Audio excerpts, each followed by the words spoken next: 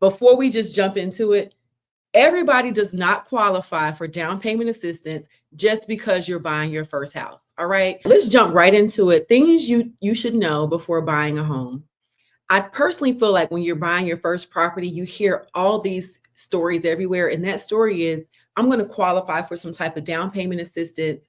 And because I'm buying my first home, the government or some big thing within the world is going to give me money. The truth is, that is not the case. You do not automatically qualify for down payment assistance or any type of assistance just because you're purchasing your first home. You need to understand that these programs are designed for people that are in low income to moderate areas. So if you are beyond that amount, or if you have more than a certain amount of money saved, or if your credit score is not at a certain place, you're not going to qualify. So for example, I'm licensed in the state of Georgia. We have what's called the Georgia Dream. Most people look at the Georgia Dream and say, yes, I'm going to use this to buy my first house. Well, the minimum credit score, you have to have a 640 minimum credit score. You can't have more than $20,000 saved. And you have to actually have you have to be in a low income to moderate area.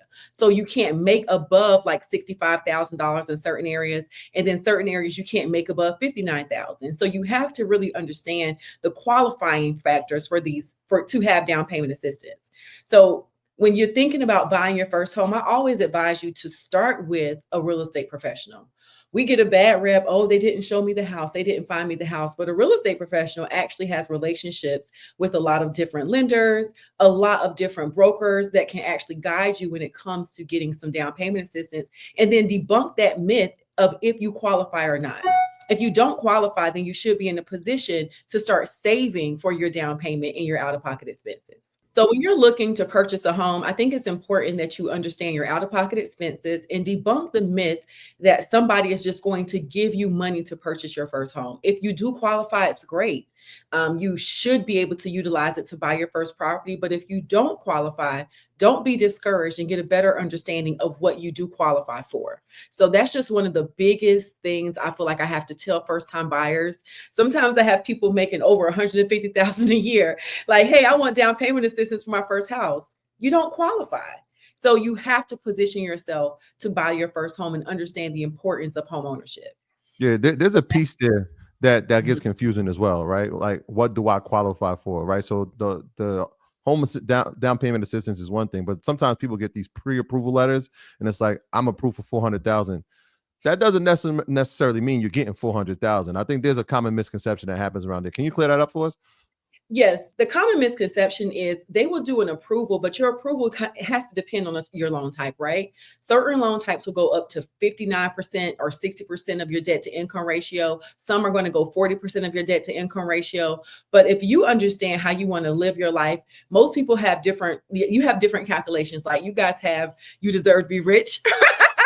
And I'm sure you tell them about how you may want to live off 30% or 40% of your income. So if you're living off of that, why would you want your mortgage to take up 40% when your mortgage needs to take up maybe 30% or 25%, so you can have the other remaining balance to do what? To live and pay the utility bills and save and invest. So I would say, instead of focusing on what I'm approved for, make sure you guys need to get what is called a GFE.